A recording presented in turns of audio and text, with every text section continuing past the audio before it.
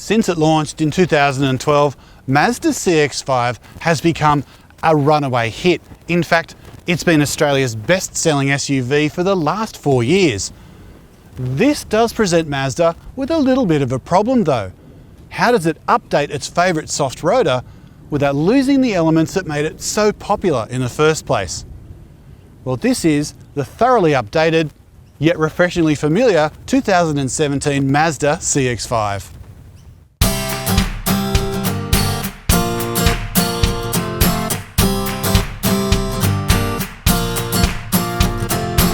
Previewed at the Los Angeles Motor Show late last year, the updated CX-5 has been worked over from the top down, to a point. Every panel is new and the interior has been heavily massaged, but the car's mechanical basics have been pretty much left alone. Mazda has added more technology to the car, including its G-vectoring control system that helps to settle the steering, as well as a more sophisticated slow and high-speed AEB right across the range. Prices across the lineup have moved upwards between $300 and $900, all but the top spec Akira, which is actually $400 cheaper, and it gets more stuff. Every panel on the updated CX-5 is brand new, and that's because Mazda moved this, the glass house, about 35 mils back. That means new bonnet, new roof, new side, there's the new nose. Basically, everything is new. Back here, the rear seats have been mounted lower in the car, which gives you more headroom. And the backs can be reclined as well. There's a new center console bin, which is a bit taller, and the front seats have been redone. If you were hoping for more luggage space back here, well, you might be a little bit disappointed. It was one of the criticisms of the first generation car, and while Mazda has rejigged the shape to add another 39 litres, it's still not what you'd call class leading. Mazda still offers a selection of engines that includes a 2-litre petrol, a 2.5-litre petrol, and a 2.2-litre diesel, all in 4-cylinder guise.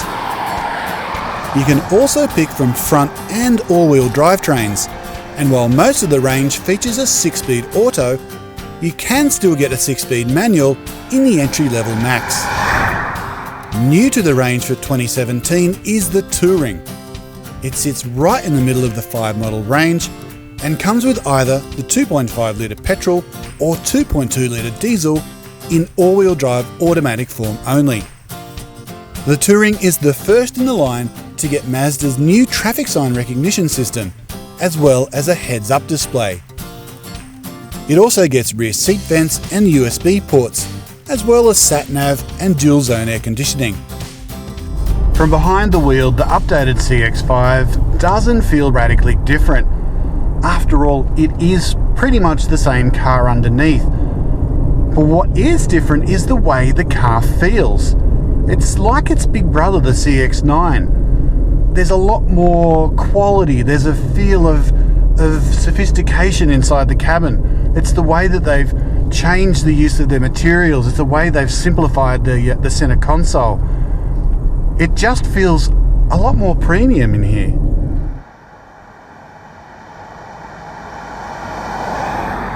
Another element is the giant steps forward that Mazda have taken by reducing the noise that gets back into the cabin of the CX-5.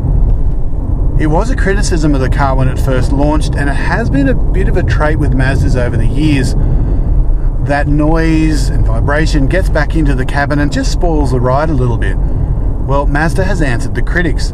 There's a lot more sound deadening, they've worked on smoothing out airflow to quieten things down, and they have done a fantastic job. All variants of the car, including the diesel and both the petrol models, are a heck of a lot quieter inside. The CX-5 is still as practical and as easy to drive as it ever was.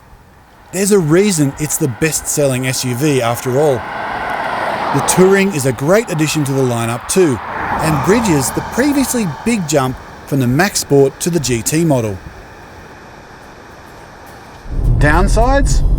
Not many to report. The CX-5 might not be the enthusiast's choice, but it's perfect to the other 99.9% of the car driving population. It does very little wrong. It feels great behind the wheel, it looks good in the driveway. And that's what most people want in a car. It doesn't have a digital speedo unless you get right up to the top Akira model, and that is an annoyance, especially in this day and age. The luggage space is a little bit compromised, although there is a bigger backseat area, so there's a bit of a trade-off there.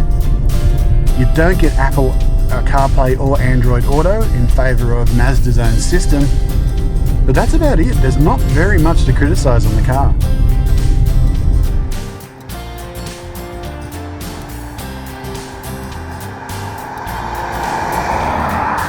I actually got in a little bit of trouble last year for calling this update a facelift, and I'll cop to that. It is actually much more than that. Mazda has managed to refresh the CX-5 without losing any of the elements that make it so popular in the first place.